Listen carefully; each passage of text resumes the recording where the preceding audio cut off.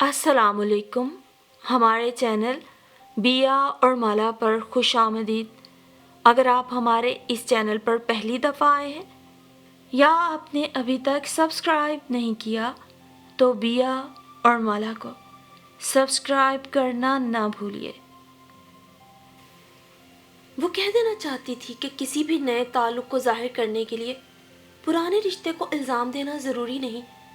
वो जो चाहे कर गुज़रे, मगर कह ही नहीं पा रही थी। बस एक टिक देखती जा रही थी। क्या सौदाइन हो गई हो? जुबान का एक और तीर कमान से निकला। वो चौंकी, पलटी, दर्द से कांपी और बाथरूम में घुस गई। अनजाने में गर्म पानी की पाइप वाला नल खुल गया और खोलता हुआ पानी उसके हाथों को छुआ तो पुराने कई दर्द जैसे एकदम जाग गए। वो देर तक रोती रही। और सौदाइनें कैसी होती होंगी? सब मुझ जैसी ही होती होंगी।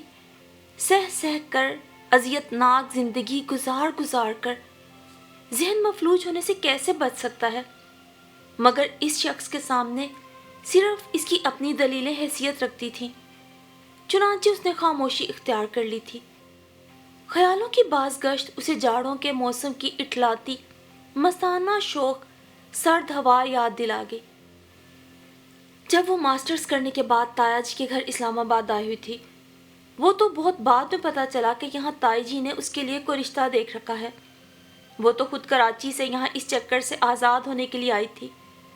कराची में उसकी शादीशुदा कज़न्स और उसकी भाभी सदफ सभी की तो नींदें उड़ने लगी थी। किसी ख़ानदान में जब कोई एक लड़की मास्टर्स कर ले तो रवायतों के असीर कुंभों में अनजाने खदशे कुलबुलाने लगते हैं। लोग आने वाले वक्त लड़की के सर में चांदी के तार और ढलती उम्र का अफरियत महसूस करके तदबीरें करना शुरू कर देते हैं। इन्हीं कोशिशों के दौरान उसे लेक्चरशिप का जुनून हुआ। अप्लाई किया और दो एक बार बाअसर शख्सियात के फ़ोन करवाने पर मुलाजमत भी मिल गई। भाभी ने उसकी तस्वीरों के दर्जनों नेगेटिव्स धुलवाए और हर जगह कवायफ बताया करती। अम्मी यही तो कहती थी, सगी बहनें भी इतनी दगोदो नहीं कर सकती। वो खुद माँ होते हुए भी घुटनों के दर्द और ब्लड प्रेशर जैसे मर्ज लेकर दूसरों की मोहताज हुई रहती थी। अब सिर्फ हसरतों से उसकी हम उम्र लड़कियों को दुल्हन बने देखा करती। बहुत चाहने के बावजूद खुद को नए दौर की मॉडर्न माँ नहीं बना पाई थी, मगर अपनी वज़ादारी, मशरकी कदरों और रस्मों और रीतों को निभाने वाले रवैयों के साथ वो हर आने वाले मेहमान का दिल जीत लेती थी। ज़माना शनास इस कदर थी कि रिश्ते की गर्ज से आने वाले मेहमानों को दो चार रस्मी बातों में पहचान लेती थी कि ये पलटने वाले हैं कि नहीं, और जो पलटते और उनकी नित नई बातों का पता चलता तो कितने ही दिनों तक वो खुद को अपने कमरे तक महदूद कर लेती थी। बच्ची पर इसका क्या असर होता होगा शबीरा? वो पुरानी मुलाजमा से दिल की बातें कहने की आदी थी। शबीरा भी तो घर का फर्द ही बन चुकी थी। दुख हो सुख हो वो इसी घर की होके रह गई थी। और ज़हीन ही नहीं, मुखलिस भी थी। निदा के लिए इम्तहानों से लेकर शादी तक उसने कितने ही नफल नहीं माने या अदा नहीं किए, और उसे कौन कौन सी तरकीबें सिखा कर बता कर माहिर बावर्चन बनाने में भरपूर किरदार अदा नहीं किया था। वो बात बेबात कहती, ऊपर वाले ने जब जिस घड़ी सेहरे के फूल खिलाना लिखे होंगे, अम्मा जी कोई नहीं रोक पाएगा। ठीक 2 बरस बाद निदा और मुशर्रफ की शादी हो चुकी थी। ताई जी ने बता दिया था कि मुशर्रफ की पहली शादी नाकाम हो चुकी है। वो उनकी अपनी पसंद की शादी थी। बहुत सारे वसवसे, खदशे, खौफ और थोड़ी सी दहशत भी। अम्मा जी ने तो तफसीलात सुनकर ही सीने पे हाथ रख लिया था, मगर ताई जी ने सरकारी नौकरी की जाहो हशमत, खानदानी जायदाद की चकोचौंध कर देने वाली रोशनियों और सबसे बढ़कर इब्तदाई मेल मिलाप में नहायत गर्मजोशी के मुजाहरे और इखलाक बरतने से मुतासिर होकर अच्छा खासा कन्विंस कर दिया था। बात शायद इस मेल मिलाप से आगे ना बढ़ती, मगर मुशर्रफ एक रोज़ उसे लंच पर ले गए थे। उस वक्त तक वो सिर्फ सोच ही थी, और घर पर उसने इस रस्मी सी दावत को कबूल करके भाभी को बता दिया था कि वो किसी भी नतीजे पे पहुंचना चाहती है। और वापसी पे उसने कहा था, वो शख्स मीठी बातें करने का हुनर जानता है, मगर मैं अपने अंदर खुद सपुर्दगी या बगावत का एहसास नहीं पा रही। یہ عجیب و غریب فلسفہ اماں جی کو بس اسی قدر سمجھ میں آ سکا کہ ندا کو یہ رشتہ بھی مناسب نہیں لگا۔ لیکن اگلی صبح وہ بھابھی سے کہہ رہی تھی، جب شادی نام ہی جوئے کا ہے، وہ جس بھی شخص کے ساتھ ہو، تو مشرف میں بھی بظاہر ایسی کوئی برائی تو نظر نہیں آتی۔ اچھا، وہ حیران ہوئی تھی۔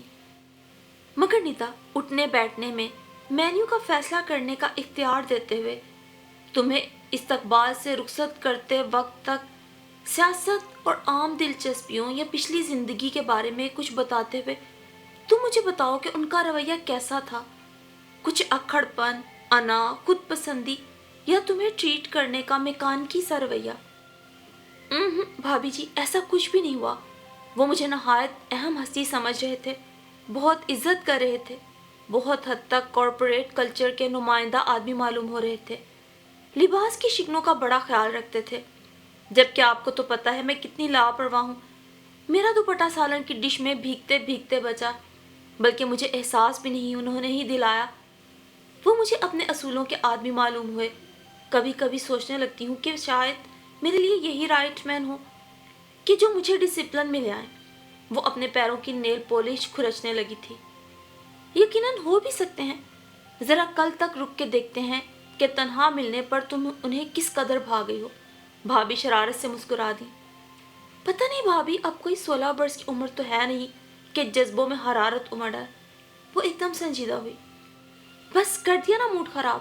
ہم یہاں آئس کریم کھانے کا پروگرام بنائے بیٹھے تھے، اب کیا فائدہ اس لٹکے ہوئے منہ کے ساتھ؟ تو نہیں نہیں، منہ ایسا بھی لٹکا نہیں، آئس کریم کے لیے ہر گھڑی تیار، کامران ہیں ہم، بس ذرا بلش آن لگا کے فریش ہو کر آتی ہوں۔ وہ چپل گھسیٹتے ہوئے باتھ روم میں گھس گئی اور تھوڑی دیر بعد ہی شاور کے پانی کی آواز آنے لگی۔ اس لڑکی نے پھر کوئی نیا جوڑا پہننے کی سوچی ہے، اور بات لیے بغیر تو وہ کبھی نیا جوڑا پہنتی ہی نہیں تھی۔ وہ جب واش روم سے باہر آئی تو آوازوں سے اسے احساس ہو گیا کہ مشرف کی والدہ اور بہنیں لان میں بیٹھی ہیں۔ اس نے سادہ سی وینیشنگ کریم اور بہت ہلکے شیڈ کی لپسٹک لگائی اور بڑے سے دوپٹے کو اپنے گرد لپیٹ کر کچن کا رخ کیا۔ ٹرالی تیار کی جا رہی تھی۔ وہ بھابھی کا ہاتھ بٹانے لگی۔ بھابھی بولی، بی بنو، تمہارا تو ہو گیا کام، تاریخ لینے آ گئی ہیں خواتین۔ وہ مسکرائی مگر نہایت سنجیدگی سے۔ ظاہر ہے دل میں طوفان اٹھ جانے والی عمر اور ہی ہوتی ہے، اور پھر جب کسی لڑکی پر معاشرے کی چاروں سمتوں سے ہر رخ سے ایک ہی سوال کیا جانے لگے کہ رشتہ کب آئے گا، موضوع کون ٹھہرے گا، یا شادی کی عمر نکلی جا رہی ہے، اس طرح کے رویوں کے بعد تو لڑکیاں خود کو بوجھ ہی سمجھنے لگتی ہیں۔ میرا وہاں جانا تو ضروری نہیں، یا چلی جاؤں؟ اس نے دھیرے سے پوچھا۔ نہیں، کوئی پردہ، کوئی تکلف نہیں ہے، ٹرالی شبیرہ لے جائے گی، تو میرے ساتھ سرو کرنے میں مدد کر دینا۔ باہر لان میں ہلکی پھلکی پرمزاح سی گفتگو میں وقت بیتنے کا پتہ ہی نہ چلا۔ مغرب کے وقت کہیں ٹرالی بڑھائی گئی جب خواتین نماز کے لیے دالان میں آ چکی تھی۔ مردانے میں اگلے ماہ کی 15 تاریخ کو نکاح کی رسم کی ادائیگی کے لیے موضوع سمجھا گیا، اور روایتی سا جملہ دونوں اطراف سے کہا گیا کہ حتی الامکان سادگی سے شادی کی جائے، نمود و نمائش سے پرہیز کیا جائے گا۔ لیکن جب تیاریاں مکمل ہو گئیں تو جڑاؤ، ڈائمنڈ، روبی اور فیروزے کے بھاری سیٹوں کے ساتھ ساتھ الیکٹرونک کی کتنی ہی اشیاء، فرنیچر، ملبوسات اور کیا کچھ نہیں تھا۔ صرف بری ہی میں 6 بھاری سیٹس تھے جو بھارت، پاکستان، کینیڈا اور لندن سے خریدے گئے تھے۔ ان اشیاء کی سر عام نمائش تو نہیں کی گئی، مگر ندا اور اس کے گھر والوں کو دکھانے اور نوٹس میں لانے تک جس جس کی نظروں سے یہ چیزیں گزری، تمام ہی لوگ اچھے نصیبوں کی دعائیں کر رہے تھے، اور ندا کو یک بارگی یہ احساس ہوا کہ جیسے یہ تمام قیمتی اشیاء اس کے نصیب کی ممکنہ کالکوں کو دھو ڈالیں گی۔ پتہ نہیں دنیا میں ہر دلہن اسی طرح سوچتی ہے یا نہیں، مگر اسے بار بار یہی خیال آ رہا تھا کہ کہیں وہ روایات اور جدید معاشی بحران کے درمیان معلق نہ کر دی جائے۔ وہ چاہتی تھی کہ ٹیچنگ کے پروفیشن سے جڑی رہے، کیونکہ پاکستان میں ایک یہی پروفیشن ہے جو عام گھریلو زندگی کو سبوتاژ نہیں کر سکتا۔ آدھے دن کی ملازمت میں متوسط گھرانے کا کچن مہارت سے چل سکتا ہے، اور اگر اتنی شدید ضرورت نہ ہو تو سمجھیے بچت ہی بچت ہے۔ دوسرا، یہ احساس کچھ تقویت دیتا ہے کہ آپ نسل انسانی کے علمی اور تربیتی تقاضوں کو نبھانے میں اپنا کردار ادا کر رہی ہیں۔ ندا کی ایک سہیلی ہما کی شادی مڈل پاس تاجر کے ساتھ ہوئی تھی۔ بدقسمتی سے خاندانی جھگڑوں اور جائیداد کی تقسیم میں ناانصافی کی وجہ سے اس کے شوہر کو 2 کوڑی کا کر کے رکھ دیا گیا۔ وہ خود ڈرائنگ ٹیچر تھی اور سرکاری اسکولوں میں ڈرائنگ ٹیچر کا پے اسکیل شرمندہ کرنے کے لیے کافی ہوتا ہے، لیکن ہما نے اچھے وقتوں میں بھی لگی لگائی نوکری نہیں چھوڑی تھی، اس قدر خوشحالی میں بھی معلوم نہیں کیوں، مگر وہ یہی کہتی تھی کہ نوکری عورت کے لیے ہتھیار کا کام کرتی ہے۔ اس سے نہ صرف وہ اپنی انا، خودداری اور عزت نفس کو بچا کے رکھتی ہے، بلکہ وقت پڑنے پہ خود کفیل ہونا کام آتا ہے۔ اب جب وہ مہندی اور مایوں کی تقریب میں چپ چاپ بیٹھی ہوئی تھی تو اسے مختلف سہیلیوں کے تجربات اور اپنی زندگی کے آنے والے امکانات اور خدشے ڈرا رہے تھے۔ ان دنوں اس نے پابندی سے نمازیں ادا کی اور 10 سورتیں متواتر پڑھتی رہی۔ اماں کو اب تو وہ واقعی مختلف لڑکی لگنے لگی تھی۔ انہوں نے ڈر ڈر کر توکل کا سہارا لیا اور وہ محسوس کر رہی تھی کہ ندا بھی اندر سے ڈری ہوئی ہے۔ رات کو مہندی آئی، بری کا سامان دکھایا گیا اور ڈھولکی پر پرانے گیت گائے گئے۔ اماں اسے مسکراتا دیکھ کر اس کے قریب آئیں۔ وہ سنجیدہ ہو گئی۔ اماں دیر تک اسے سینے سے لگائے رہیں۔ انہوں نے ایک مرتبہ پھر اپنی بڑی بہن کی گزری ہوئی کہانی اسے سنائی۔ ان کی پہلی شادی سے 2 بچیوں کے بعد خالو جان کا انتقال ہو گیا تو بچیوں کے دادا نے بہو کی عدت کی مدت گزرتے ہی اپنے ننیال کے ایک عزیز سے خالہ جان کا نکاح پڑھوا دیا۔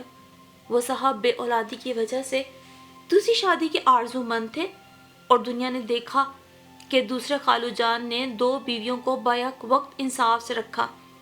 سب اللہ توکل فیصلے کرتے تھے اور کبھی کسی کو کسی کے رویے سے ایسی شکایت پیدا نہیں ہوئی کہ گھر چھوڑ دیتا یا اذیت سہتے سہتے بیمار پڑ جاتا۔ کمرے میں کان پڑی آواز سنائی نہ دے رہی تھی۔ اب بچے بھی گانے گا رہے تھے۔ بیٹا، اچھی زندگی خدمت، محبت اور اثار کرنے سے ملتی ہے۔ تم غلط رویے رکھو گی، ضد کرو گی تو مرد تو شیر ہوتا ہی ہے۔ مزاج کو سمجھنے کی کوشش کرنا، استخارے میں کوئی برائی نہیں آئی ہے، پھر تم کیوں الجھی ہوئی ہو اپنی خود ساختہ الجھنوں میں؟ اچھا یہ بتاؤ، فیروزے کا سیٹ اچھا لگا؟ بیٹا، تمہیں اتنا بھاری زیور پسند نہیں، لیکن دیکھو یہ وسائل کو پس انداز کرنے کی ایک کوشش ہے تاکہ وقت پڑنے پر تم نے ہتی نہ ہو۔ اماں کی دلچسپ باتوں اور بچوں کی آوازوں نے بھی اسے بھیڑ میں تنہا کر دیا۔ ہما نے نوکری کو ہتھیار بنایا۔ اماں ڈھیروں تولے وزنی زیور دے کر ہتھیاروں سے لیس کرنا چاہتی ہیں۔ ہر عورت تحفظ چاہتی ہے، یا شاید ہر شخص ہی۔ بیاہ کے بعد اس نے مشرف کے گھر کی صورتحال دیکھی۔ ان کی والدہ کا دوستانہ رویہ تھا، جبکہ وہ خود اتنے دوست نہ ہو سکے، لیکن ان کا اداکارانہ جوہر نمایاں تھا۔ وہ کسی بات پر کتنے ہی الجھے ہوئے کیوں نہ ہو، جہاں کسی کا فون آتا یا کوئی مہمان آ جاتا یا والدہ اور بہنوں کا سامنا ہو جاتا، وہ ندا کی شان میں کوئی نہ کوئی تعریفی جملہ اس قدر والہانہ پن اور انسیت سے کہتے کہ پہلے چند روز تو وہ اندر ہی اندر سہم جاتی۔ تو آپ کو بھرم رکھنا آتا ہے۔ بعد میں وہ ان کی اس صلاحیت کی قائل ہو گئی۔ اب اس نے بحث و تکرار میں بڑھ چڑھ کے حصہ لینا ہی چھوڑ دیا۔ وہ بھی تو کوئی چھوٹی موٹی اداکارہ ثابت نہ ہوئی، لیکن وہ مسکرا کے سر ہلاتی جاتی جیسے وہ کسی آسمانی صحیفے کی بات کر رہے ہوں جس میں اختلاف کی کوئی گنجائش نہ ہو۔ مگر ریاضت میں کچھ مقام بڑے سخت بھی آتے ہیں۔ جب مبشر نے اسے ملازمت چھوڑنے کا کہا تو وہ کئی لمحوں تک آنکھیں جھپکے بنا انہیں دیکھتی رہ گئی۔ وہ کیا جواب دیتی؟ یہ کوئی معمولی فیصلہ نہیں تھا، کم از کم اس کے لیے۔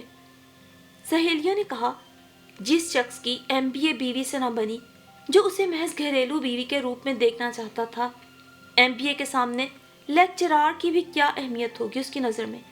ابھی تو پیار محبت سے منا کر دیکھو، شاید اس کے دل میں کریئر سیٹ بیوی کا کوئی مقام بن جائے۔ شاید وہ ٹھیک کہہ رہی تھی، مگر خود اس کی سمجھ میں نہیں آ رہا تھا کہ 8 بجے سے 8:30 بجے تک، جبکہ وہ خود بھی اس وقت اپنے دفتر میں ہوتے ہیں، اس کی موجودگی گھر میں کیوں ضروری ہے؟ اماں کے پاس پرانی خادمہ اور خانسامے کے علاوہ کوئی نہ کوئی نواسی نواسا بھی موجود ہوتے، اور پھر وہ اتنی سوشل ہیں کہ ان سے ملنے ملانے والے اور فون کال سبھی ان کے وقت کی ایسی مصروفیتیں ہیں کہ انہیں کسی اور کی ضرورت نہیں رہتی۔ بچہ ابھی کوئی ہوا نہیں، کہ جسے نظر انداز کرنے کا الزام دیا جا سکتا ہو. پھر وہی شاونزم کا چکر. اف، اس کا تو سر چکرا گیا. اس نے ان رویوں کو بدلنے کی کوشش جاری رکھی اور کالج تو جاتی ہی رہی. صرف چھٹی کے روز وہ کھانا بناتی. اگر پچھلے روز کا بچا ہوا کھانا ہوتا یا اماں کہیں جا رہی ہوتی تو چھٹی کے دن بھی اعلیٰ پیمانے پہ پکوان کم ہی بنتے تھے. خان سامہ اتوار کو آدھی چھٹی کرتا تھا. بیچارے کا دنیا میں کوئی تھا ہی نہیں. وہ اپنے کوارٹر میں پڑے رہنے کی بجائے کام پہ ہی رہنے کو ترجیح دیتا. ندا اپنے میکے میں ذمہ داری سے کچن کو سنبھالتی آئی تھی. چنانچہ یہاں بھی اس نے کام کرنا چاہا تو پتہ چلا کہ کچن کو اس کی صلاحیتوں کی فرصت نہیں ہے. خود مشرف کو بھی مرچ مسالوں والے کھانے سے کوئی رغبت نہیں تھی. دیکھنے کو فریج بھرے رہتے, چولہے پہ کچھ نہ کچھ پکتا ہی رہتا, مگر گھر کے مکین جب کھانے کی میز پر جاتے تو چند نوالوں سے ہی طبیعت سیر ہو جاتی. اگر مہمانداری نہ ہوتی تو کھانا سڑتا ہی رہتا. کچھ دن تناؤ کے گزرے تو اس نے ہی بات کرنے میں پہل کر دی. مشرف بہت دیر تک گرجتے رہے, برستے رہے. اسے کوئی حیرت نہیں ہو رہی تھی. وہ ان کے مزاج سے واقف ہو چکی تھی. وہ تو ذہنی طور پر مغلظات کے لیے بھی تیار تھی, لیکن یہاں انہوں نے خود کو سنبھال کے رکھا ہوا تھا. ناشتے کی میز پر امی کا فون آ گیا تو وہ کرسی گھسیٹ کر اٹھی. بے دھیانی میں اس کی نگاہیں ملی تو ان میں اپنے لیے موجود سختی اور نفرت دیکھ کر اس کا دل بیٹھ گیا. وہ بات بڑھانا نہیں چاہتی تھی مگر فون سننا ضروری تھا. اب میز پر اماں, رشتے کی خالہ زاد بہن اور مشرف ہی موجود تھے. فون تو خیریت ہی کا تھا. وہ 2 منٹ بعد واپس آئی تو مشرف بولے, کب جانا ہے امی کی طرف؟ وہ چونکی, سر ہلا کے بولی, نہیں, آج کل ٹیچرز ایسوسی ایشن کے سیمینار کی تیاری کرنی ہے.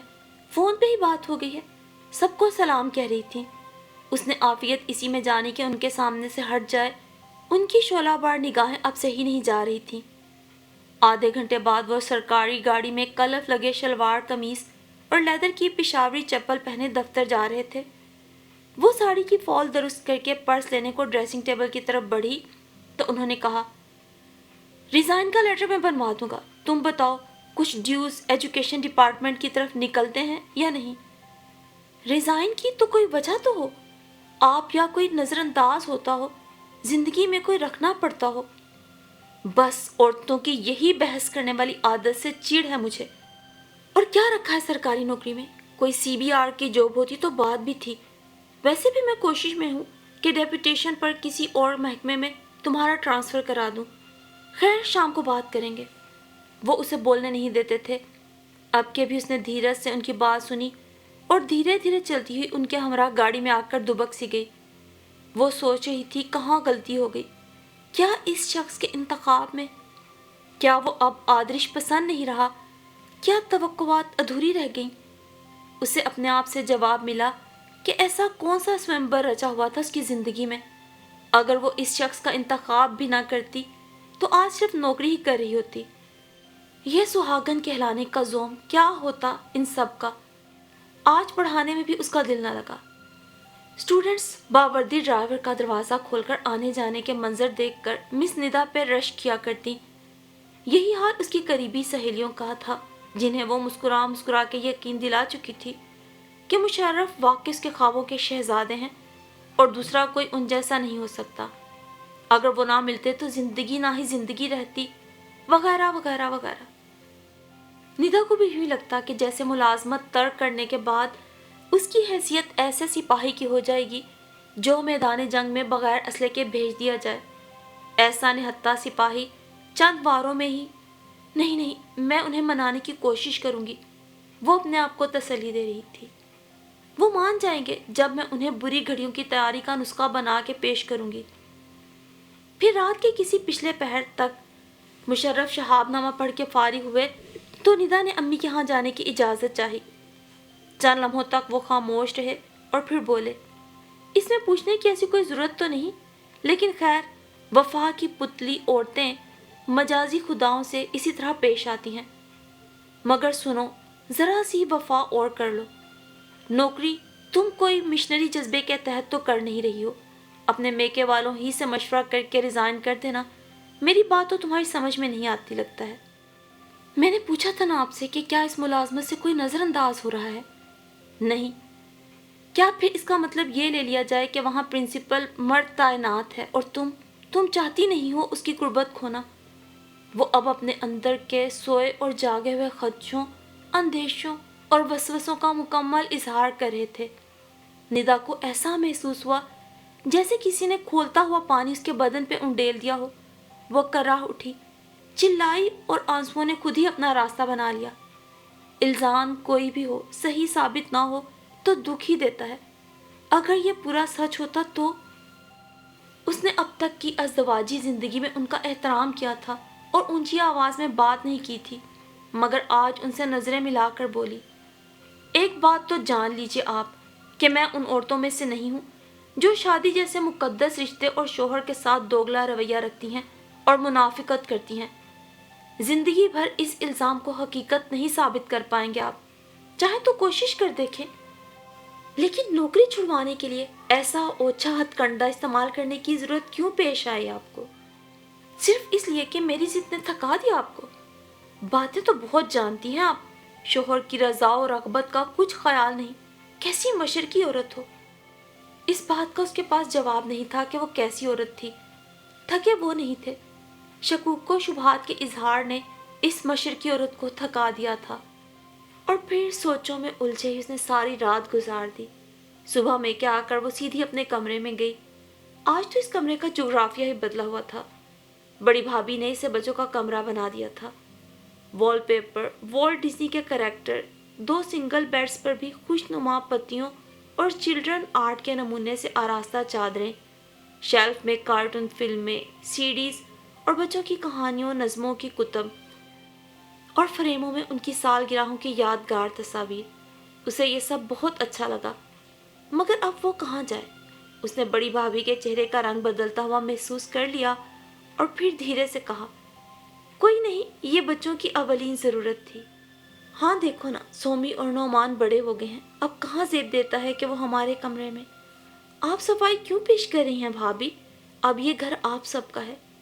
نہیں ندا، مجھے پہلے تمہارے علم میں لانا ضروری تھا، مگر دیکھو یہ کل اچانک ہی کہنے لگے، اب شرم محسوس ہوتی ہے۔ چلو اس کمرے کی سیٹنگ بدل دیتے ہیں۔ تمہارا بیڈ، شیلف اور کمپیوٹر اماں کے کمرے میں ایڈجسٹ کر دیا ہے۔ وہ چپ رہی اور خاموشی میں ہی عافیت خیال کر کے اماں والے کمرے میں آ گئی۔ اماں کا بیڈ، جائے نماز کا تخت، الماری اور ندا کا کمپیوٹر سمیت چھوٹا موٹا سامان، ایسا لگ رہا تھا دیواریں اس پر گر پڑیں گی۔ اف اللہ! کمرہ بھرتے وقت کسی حسن ترتیب، کسی تخلیقی پہلو کو نظر میں نہیں رکھا گیا تھا، صرف اور صرف نظریہ ضرورت کی تسکین کی گئی تھی۔ خیر، اس نے دھیرے سے الماری میں اپنا بیگ رکھ دیا اور تخت پر اماں کے پاس بیٹھ گئی۔ اماں ہر روز شکرانے کے کچھ نوافل ادا کیا کرتی تھی۔ انہوں نے سلام پھیر کر اس سے ہاتھ ملایا تو وہ ہولے سے مسکرا دی۔ سب ٹھیک ہے نا؟ جی، یہی سمجھیے۔ اماں کو اس کے اور مشرف کے درمیان چھڑی ہوئی سرد جنگ کا علم ہو چکا تھا۔ چائے بنواؤں یا کھانا نکلواؤں؟ اب وہ جائے نماز کا کونا پلٹ چکی تھی۔ آپ چائے لیں گی؟ میں بنا لاتی ہوں۔ اچھا، اور دیکھنا فریج میں کچھ سنیکس وغیرہ ہوں گے، اوون میں گرم کر لینا، شاید کٹلس اور پالک پنیر کے کباب ہوں گے۔ اماں نے اس کی طرف محبت بھری نگاہ سے دیکھا۔ وہ جانتی تھی کہ ندا ان دنوں جس انداز کی ٹینشن سے گزر رہی تھی وہ اپنے معمولات زندگی سے تقریباً ہٹی ہوئی تھی، اور ایسے میں وہ پہلے کھانا پینا ہی چھوڑا کرتی تھی۔ وہ اپنا دھیان بٹانا چاہتی تھی۔ کچن میں اسے بھابھی کی چھوٹی بہن سارا مل گئی۔ ادھر ادھر کی باتیں ہوتی رہیں، ساتھ ساتھ وہ چائے کا پانی بھی تیار کرنے لگی۔ سارا نے مائکرو ویو اوون آن کر رکھا تھا۔ الارم بجنے پر ڈش باہر نکالنے لگی۔ ندا نے دیکھا کہ جن سنیکس کا ذکر اماں نے اس سے کیا تھا غالباً وہی گرم ہوئے تھے۔ ایوری ڈے یہاں فریج میں ہی رکھا جاتا تھا اور ندا کو اسی خشک دودھ کی چائے پینا پسند تھی۔ اس نے ڈبہ نکالنے کے لیے فریج کھولا تو اسے سوائے پھلوں، سالنوں کی پتیلیوں یا پھر سبزیوں کے اسے کباب یا کٹلس کہیں نظر نہیں آئے تھے۔ اس نے خاموشی سے چائے بنائی اور ٹرے لے کر اماں کے کمرے میں آ گئی۔ انہوں نے پوچھا تو دھیرے سے بولی، ضرورت نہیں ہے، بے وقت کی تلی ہوئی چیزیں کھانے سے میرا وزن بڑھ جاتا ہے۔ واہ، تم کب سے ہیلتھ کانشیس ہو گئی؟ اماں کو اس پر حیرت تو ہوئی تھی، مگر وہ یہ نہ جان سکی تھی کہ اصل معاملہ کیا ہے۔ نہ ہی ان کے کمرے تک سارا اور ندا کے درمیان ہونے والی گفتگو کی آواز ہی پہنچ پائی۔ اماں خود ہی کسی بہانے سے کچن میں آئیں تو دیکھا سارا نے چاندی کا ٹی سیٹ ٹرالی کور کے ساتھ بڑے اہتمام سے ٹرالی سجائی ہوئی تھی۔ اب وہ دھیرے دھیرے دلہا بھائی صاحب کے کمرے تک جا رہی تھی۔ وہ سارا معاملہ سمجھ چکی تھی۔ انہوں نے ڈبل روٹی کے سادہ سلائس ٹوسٹر میں گرم کیے اور شامی کبابوں کے ساتھ سینڈوچز تیار کر لیے۔ ندا کھولتی ہوئی جو چائے لائی تھی، پنکھے کی ہوا میں اب وہ اس قدر گرم نہ رہی تھی، لیکن اس چائے نے لطف بہت دیا۔ کئی دنوں بعد ندا کو اپنا آپ تنہا نہ لگا اور خلا بھی محسوس نہیں ہوا، جو مشرف کی دوسری بیوی کہلا کر اس کی شخصیت کا ایک حصہ ہی بن گیا تھا۔ ماں کی اپنے آس پاس کی موجودگی بچوں کی جذباتی زندگی میں توازن لے آتی ہے، لیکن چند ساعتوں کے بعد بیہتا بچیاں منڈیروں پر دیے جلنے کے وقت آتے ہی دوبارہ تنہا ہو جاتی ہیں۔ اس سے صبر نہ ہو سکا تو عشاء کے بعد اس نے ماں کے سینے سے لگ کے مشرف کے رویے کا ذکر کر دیا۔ وہ بڑی دیر سکتے کی کیفیت میں رہی۔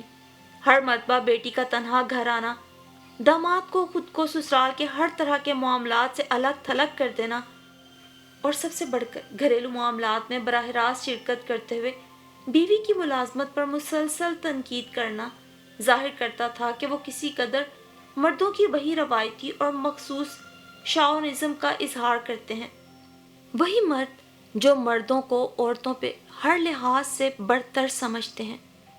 تھوڑی دیر تک وہ روتی رہی، پھر جب دیکھا کہ ندا بہت حوصلے کا مظاہرہ کر رہی ہے، دل کی بات بتاتے وہ نہیں روئی، تو انہوں نے بھی آنکھیں پوچھ ڈالی۔ ماؤں کا کلیجہ کیسا ہوتا ہے، یہ بتانے کی بات کہاں ہے۔ کہا جاتا ہے کہ جس کی بیٹی سکھی اس کو دنیا کی ہر دولت مل گئی، مگر یہاں تو الٹ ہی معاملہ چل نکلا۔ کتنی ہی دیر ندا اپنے پیروں کے ناخنوں کو دیکھتی رہی۔ سکن کلر کے کیوٹیکس جگہ جگہ سے اکھڑنے لگے۔ نامعلوم کب سے اس نے اپنے آپ پہ دھیان نہیں دیا تھا۔ امی دھیرے سے بولی، دیکھو بیٹا، میں تو ہوں پرانے زمانے کی عورت، پرانے خیالات کی پروردہ، اور ہم نے اپنے زمانے میں بچوں کو قرآن شریف ہی کی تعلیم دی ہوئی، وہی روزانہ بیٹھک میں 4 گھنٹے پڑھنے آتے، لیکن جہاں ہم تمہارے بابا جان کے چہرے پر تناؤ محسوس کرتے یا وہ خبر دیتے کہ ان کے کچھ خاص مہمان آ رہے ہیں، ہم وہی بچوں کو آدھا پونا سبق چھوڑ چھاڑ رخصت کر دیتے اور زنانے میں آ جاتے۔ تمہیں ہم ایسا کچھ کرنے کو کہیں تو تم عورتوں کے حقوق کا قصہ کہانی لے بیٹھو گی۔ ان کے چہرے پہ ناگواری کے اثرات واضح تھے۔ نہیں امی، میں کل استعفیٰ دے رہی ہوں، ابھی کمپیوٹر پہ خط تیار کرتی ہوں۔ کاہے کے حقوق امی، سب کتابی باتیں ہیں۔ مردوں کے شاونزم کے آگے بڑے بڑے اصول، بڑے بڑے دعوے گھٹنے ٹیک دیتے ہیں۔ چلو یوں ہی صحیح، کسی طرح گھر تو بسا رہے۔ امی چلیں، یہ تو ٹھیک ہے کہ کام کرنے پہ میں ضد یا ہٹ دھرمی کا مظاہرہ نہیں کر رہی، لیکن اس گھر میں مجھے مشرف کی پہلی بیوی سے ہی ہر وقت موازنے میں رکھا جاتا ہے۔ ہر کام میں میرا اس اندیکھی عورت کے ساتھ مقابلہ کرا دیا جاتا ہے، اور یہ فریضہ اس گھر کی عورتیں انجام دے رہی ہیں۔ کھانے پکانے کے انداز، پیش کرنے کے رویوں اور دیگر خامیوں اور خوبیوں کا تقابلی جائزہ لینے کا عمل جو پہلے دن سے دیکھ رہی ہوں، وہی اب تک چلا آ رہا ہے۔ پھر وہ محترمہ شاید شادی کے 3 ماہ بعد ہی بچے کی خوشخبری سنا چکی تھی۔ یہاں سال بھر ہونے کو آ رہا ہے، اٹھتے بیٹھتے نندیں بھاوجیں بچے کی رٹ لگائے رکھتی ہیں۔ ہر مہینے جواب سوال ہونے لگتے ہیں۔ تنگ آ گئی ہوں میں وضاحتیں کرتے کرتے۔ بہت دیر تک امی پرسکون رہ کے اس کی باتیں سنتی رہی، پھر بولی، دیکھو بیٹا رانی، ازدواجی زندگی اور بھرے پورے سسرال کے ساتھ رہنے کے لیے حوصلہ بھی ہونا چاہیے، اور اگر دل میں جگہ اور اثار پسندی نہ ہو تو کم از کم بچیوں میں چپ رہنے اور ہر وقت واویلا کرتے رہنے کی عادت بھی نہیں ہونی چاہیے۔ مجھے تمہاری اس عادت سے چڑ ہونے لگتی ہے۔ بھائی کیا ہوا، اگر وہ بچے کا سوال کرنے لگتی ہیں تو ہم عورتوں میں باوا آدم کے زمانے سے ہی روایت چلی آ رہی ہے، شادی کے بعد بچے ہی کا سوال اٹھتا ہے، یا پھر کہیں اختلافات کی سنگن لگ جائے تو پھر وہ ٹوہ لیتے رہنے کا فریضہ بھی عورتوں کے سپرد ہوتا ہے۔ تم پڑھی لکھی ہو، جس خاندان میں بیاہ کر گئی ہو نا، وہاں اعلیٰ تعلیم کے سوا عورتوں کے پاس ہر جوہر ہے، مثلاً پیسہ، جاہ و حشمت، زیورات، جائیدادیں اور بیش قیمت ملبوسات وغیرہ وغیرہ۔ پھر وہ ان چیزوں کے بعد عورتوں کے پاس باتیں کرنے کے سوا کام کیا رہتا ہے؟ مگر بیٹا یہی عورتیں ہیں جو گھروں میں پیار، محبت، وفا اور احسار کا پیکر بھی ہوتی ہیں۔ مردوں کا غصہ، ادھورا پن اور فرسٹریشنز کے اندوہناک اور کربناک اظہار سہنے والی یہ عورتیں اندر سے بڑی عورتیں ہوتی ہیں، بس تھوڑے سے معاملات میں وہ چھوٹی ثابت ہو جاتی ہیں۔ اتنا تو سبھی برداشت کر لیتے ہیں، تم کوئی انوکھی عورت نہیں ہو۔ امی نے بات کرتے کرتے اس کی طرف نگاہ دوڑائی تو دیکھے بغیر آواز کے وہ رو رہی تھی۔ انہیں اپنی کمزور اور ناتوانسی بچی پہ پیار بھی آیا اور رحم بھی۔ وہ اٹھ کر اسے سینے سے لگا کے بولی، میری بچی صبر کرنا سیکھو، کچھ برسوں کی بات ہے، نئے رشتے آپ ہی آپ معمول کی طرح حل ہو جائیں گے اور تمہیں لوگوں سے ڈیل کرنا آ جائے گا۔ یہ بتاؤ مشرف کا رویہ تو اچھا ہے تمہارے ساتھ، ہمیشہ ایک سا نہیں ہوتا، ان کی فرسٹریشنز کے اظہار کے نت نئے طریقے ہیں۔ وہ صرف بچوں کا ہی سوال تو نہیں کرتے، باقی تو ذرا کسی روز زیادہ معقول کپڑے پہن لوں یا زیادہ زیور کوئی بن ٹھن لوں تو میری پچھلی زندگی کے کچے چھٹے جاننے کی کوشش کرتے ہیں۔ اسی لیے میں نے بھڑکیلے کپڑے یا بڑے بڑے زیورات پہننا ترک کر دیے ہیں۔ ہاں اب باقی عورتیں کہتی ہیں یہ کیا نہیں تھا، کانوں میں چھلکے پہنے پھرتی ہو، بڑے جھمکے اور جڑاؤ بندے پہنا کرو۔ میں وہاں فلسفی اور انقلابی بن کر نمود و نمائش کے خلاف تقریر کرنے لگتی ہوں، اندر سے اپنی محرومی کو دبا رہی ہوتی ہوں کہ میاں نے بنا سنورا دیکھا تو پتہ نہیں کون کون سے گڑھے مردے یار میرے پلے باندھ دیں گے۔ ماں بیٹی کے درمیان آج کسی بات کا پردہ نہیں رہا تھا۔ خیر تم کردار کی تو مضبوط لڑکی ہو، پتہ نہیں ایسا وہ کیوں سوچنے لگا۔ بہرحال میرا مشورہ یہی ہے کہ اسے اعتماد میں لو اور کریئر سیٹ وومن کہلانے کا خبط دماغ سے نکال دو۔ بسا بسایا گھر نہ اجاڑو، اپنے اندر بڑا پن پیدا کر لو، اپنی کمزوریوں پہ قابو پا لو، وہ خود ہی تمہیں سمجھنے لگیں گے۔ اس نے ہمیشہ کی طرح سعادت مندی سے جی کہا اور واش روم میں کپڑے تبدیل کرنے کے لیے چل دی۔ واپسی پر اس نے امی کو دیکھا تو وہ بھیگی بھیگی پلکوں کو دوپٹے کے پلو سے رگڑ کر اچھا خاصا سرخ کر چکی تھی۔ ابھی چند لمحوں پہلے تک وہ جس حوصلے کا ثبوت دے رہی تھی، اب ان کے اندر وہی عورت کمزور پڑنے لگی تھی۔ آج تو تمہارا کمرہ بھی، وہ دانستہ چپ ہو رہی تھی۔ امی اب میں بھی یہ پرسنل پراپرٹی ٹائپ کے حقوق کا مطلب بھولنے لگی ہوں، اب مجھے کوئی فرق نہیں پڑتا، میری کوئی چیز کوئی بھی اپنی سمجھ کے رکھ لے۔ میں دان کر دینا چاہتی تھی سب کچھ، مگر میں جب سے آئی ہوں بھابھی بار بار احساس ندامت کا ذکر لے کے بیٹھ جاتی ہیں۔ میں اب بیاہ ہی گئی ہوں، اب اس گھر پر میرا اختیار ہی کیا ہے، اور کیا میں اپنے بھائیوں کے کنبوں کو تکلیف میں رکھ کے خوش رہ سکوں گی؟ ہرگز نہیں، نہ تو آپ بھی اس بات سے پریشان ہو۔ مجھے حیرت ہو رہی ہے کہ یہ میری بیٹی ندا کے خیالات ہیں بھائی، مجھے تو وہ گلابی گاچنی جیسی ندا یاد آ رہی ہے جو اپنی فراک، ریبن، شوز اور ٹائٹس کو کسی دوسری بچی کو ہاتھ تک نہ لگانے دیتی تھی، اور شادی سے پہلے تک تمہارا پین، تمہاری کتابیں اور ضرورت کی دوسری چیزیں کوئی چھو نہ سکتا تھا۔ فضولی ہوتی ہیں یہ ساری باتیں، مجھے ہی دیر سے سمجھ آئی ہیں۔ دنیا میں عورتوں کے لیے کوئی چیز قسمت ہی سے ان کی ذاتی پراپرٹی ہو سکتی ہے۔ لوگ سمجھتے بھی یہی ہیں کہ عورتوں نے کیا برا ماننا ہے، ان کی تو گھٹی میں ہی شیئر کرنا شامل ہے، پھر میں بھی تو عورت ہی ہوں نا۔ تم پھر ایک مرتبہ مایوس ہو رہی ہو، عورت بھی انسان ہی ہوتی ہے۔ نہیں، عورت کو تو دیوی ہی ہونا چاہیے، انسان جیسا لفظ تو بہت چھوٹا ہے امی، وہ بے رحمی سے بولی۔ خیر اب اس بحث میں نہ الجھو، زندگی سے پیار کرنا چاہیے، دوسروں کی خوشیوں میں اپنی بقا ڈھونڈنی چاہیے۔ امی اسے مسلسل سمجھا رہی تھی اور وہ دل ہی دل میں سوچ رہی تھی کہ اس نے بھی کب برداشت کرنا چھوڑا ہے۔ اپنے آس پاس جتنی عورتیں دیکھی ہیں، تمام کی تمام میٹھی باتیں کرنے والی، درگزر کرنے والی، اندر سے حسین ترین عورتیں ہی دیکھی ہیں، کسی بھی طرح سے کوئی بھی باغی عورت نہیں دیکھی۔ شاید اس لیے کچھ مرد شیر ہو گئے ہیں، ان سے دو ٹوک بات کرنے والا، انصاف مانگنے والا کوئی نہیں۔ پتہ نہیں یہ کون سی ذہنی بیماری ہے، یا محض عورت پر بد اعتمادی کہ اسے کمزور اور غیر محفوظ کر کے محظوظ ہوا جاتا ہے۔ مشرف نے اپنی پہلی بیوی کو بھی ملازمت نہیں کرنے دی تھی، حالانکہ وہ MBA تھی اور شادی سے پہلے نوکری کرتی تھی۔ سنا تھا طبیعت کی بڑی سادہ تھی، نہ اسے فیشنیبل کپڑوں کا شوق تھا، نہ بے پناہ زیورات اور دیگر آسائشوں کا، مگر وہ بھی یہ برداشت نہ کر سکی کہ پروفیشنلسٹ ہو کے گھر کی چار دیواری میں قید ہو جائے۔ آزادی کا جو مفہوم وہ سمجھ پائی تھی، مشرف نے اس کی نفی کرتے ہوئے اسے بد کردار، بد نیت اور خود غرض عورت کا نام دے دیا تھا۔ حیران تو ندا اس بات پہ تھی کہ میکے چلے آنے کا فیصلہ کرنے کے بعد بھی اس کے دل کی بے کلی ختم نہ ہو رہی تھی۔ اور پھر یہاں آئے چند روز ہی گزرے تھے کہ نندو، جٹھانیوں اور ان کی بچیوں کے فون آنا شروع ہو گئے۔ وہ اسے بلا رہے تھے، گھر میں اس کی کمی محسوس کر رہے تھے، لیکن ان کا کوئی فون نہیں آیا جن کا آنا چاہیے تھا۔ لیکن ان کی زندگی میں کہاں کوئی کمی تھی؟ چھوٹے بڑے ہر کام کے لیے جس گھر میں ملازم موجود ہوں، وہاں عورت کی کیا کمی؟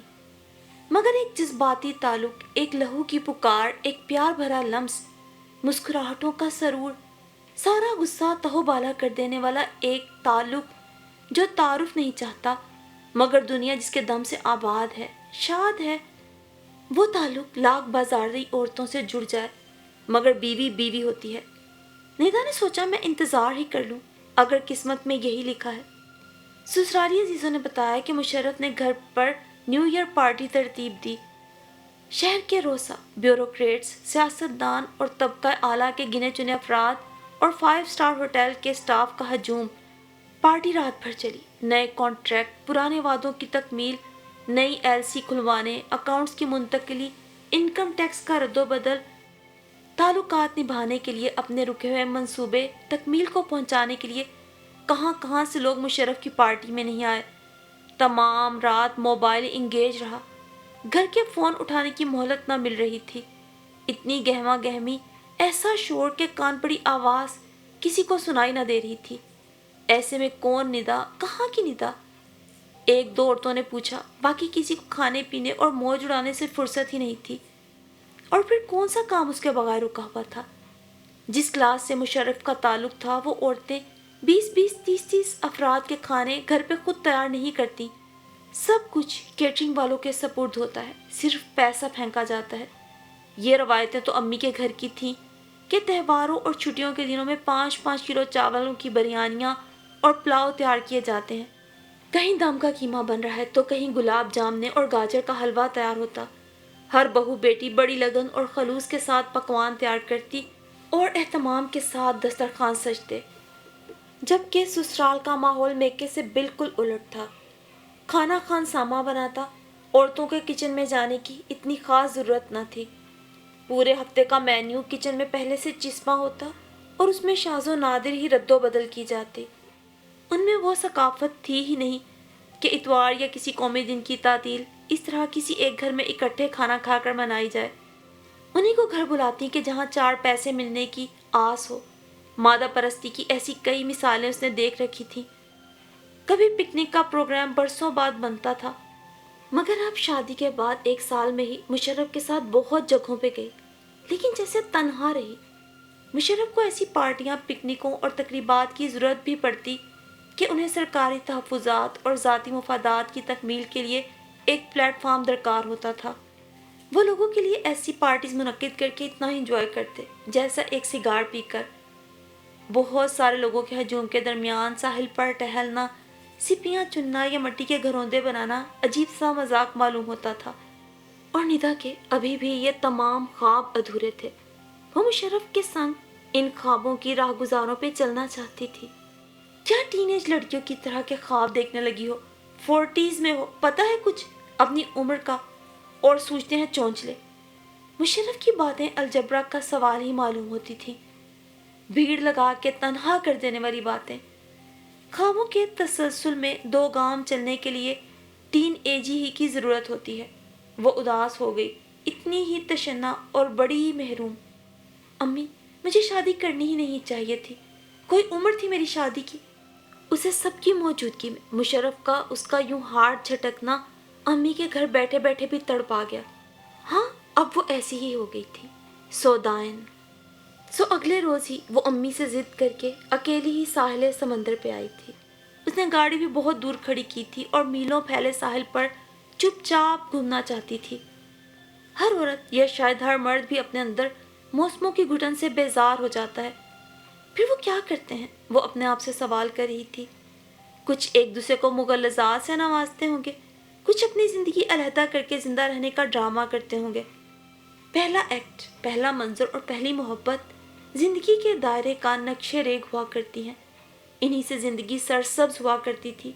और है, जरा परों को तो झटको, देखो ये वुसअतें कितनी बेकरां हैं। समंदरों की तहों में तो उतरो, कहते हैं बड़ी ही खुशरंग सिपियां यहाँ घर बनाने आती हैं। वो सिपियों की धुन में आगे से आगे चल रही थी। अखबारों में भी उन दिनों खुदकुशी के वाकयात की खबरें आने लगी थी। परिंदे फड़फड़ा रहे थे, चीलों को कुछ नजर आने लगा था। बहुत शोर था साहिलों के पानियों का। किसी ने चीख कर कहा, देखो देखो, पकड़ो उस लड़की को, कहाँ दौड़े जा रही है, कितना पानी चढ़ा हुआ है, तूफानी लहरें हैं। मगर वो रुक नहीं पा रही थी। कोई उसे बुला रहा था, समंदर उसे अपनी तरफ खींच रहा था। अम्मी ने पता नहीं उसके कर्ब से मुतासिर होकर या उससे खौफ खाकर मुशर्रफ को उसकी ज़हनी कैफियत बता दी थी। मुशर्रफ की आवाज़ सुनकर वह रुक गई। बहुत सा पानी उसके नथनों में दाखिल हो चुका था। वो सहम गई। उसने मुड़कर देखना चाहा। वो टीनेज गर्ल न थी। मुशर्रफ को यही दुख था। वो कम सूरत ही नहीं, कम उम्र भी नहीं थी। सर में चांदी के बालों को लोरियल और जाने किन किन पॉली कलर्स से और खिजाबों की ज़रूरत रहने लगी थी। इससे पहले कि वो गिरती, मुशर्रफ उसे अपने मजबूत बाजुओं में थाम चुके थे। बुजुर्गों से सुना था, समंदरों के सफ़र मुकद्दर धो डालते हैं, निथार देते हैं। साहिल पर आकर ज़िंदगी बचाने वालों ने उसे तिब्बी इमदाद दी। और ऐसे ही एक जहांदीदा आदमी का कहना था, घर ले जाओ साहब, लेडी डॉक्टर को दिखाओ, खैर से उम्मीद से हैं ये तो। मुशर्रफ की आंखों की जोत बढ़ गई थी। उसे समंदर की तह में उतरते मुशर्रफ की आवाज़ पे कुछ महसूस तो हुआ था, शायद एकदम उबकाई। मगर वो समझी थी शायद नतनों में नमकीन पानी के चले जाने के बायस ऐसा हुआ हो। मगर नहीं, उसने मुशर्रफ से ताल्लुकात बिगड़ने पर अपना ख्याल ही कब रखा था। और उसे अब सब कुछ याद आता जा रहा था, साल, महीने, दिन और अपने अंदर होने वाली कुछ कुछ तब्दीलियां। मगर वो किसके घर जाएगी? मुशर्रफ ने फ्रंट सीट का दरवाज़ा खोलकर उसे बिठाया। यूं खामोशियों ने जवाब दिया। साहिल की भीगी हवाएं धीमे सुरों में अपने ही किसी दश्त की धुन में विदाई के गीत गाने लगी थी। और मुशर्रफ ने गाड़ी अपने घर के रास्ते पे मोड़ ली थी। भले वो टीनेज नहीं थी, उसकी उम्र 40s में थी, मगर जिससे मांगा था वो तो हर उम्र में अता कर सकता है। उसे एहसास था वो होश में थी और वो जानती थी वो बस आंसू बहाए जा रही थी। और मुशर्रफ गाड़ी चलाते बार बार उसके कंधे पे थपकियां दे रहे थे। और यही वो थपकी थी जिसकी औरत को हर उम्र में ज़रूरत होती है। इस एक थपकी के लिए औरत क्या कुछ नहीं दान कर देती, क्या कुछ नहीं छोड़ सकती। नहीं मिलती तो मोहब्बत भरी ये एक थपकी जो बिलाखिर आज उसका मुकद्दर बनी थी।